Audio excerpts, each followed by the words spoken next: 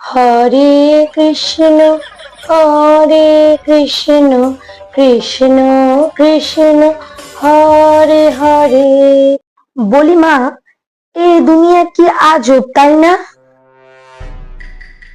কেন বৌমা, আজবের আবার কি দেখলে তুমি? বাপের টাকায় মাস্টার ডিগ্রি করে এসে আপনার ছেলেকে রান্না বান্না করে খাওয়াতে হয়, চাকরি বাকরির কোনো বালাই নাই। তাই বললাম, কি আজব দুনিয়া, তাই না মা?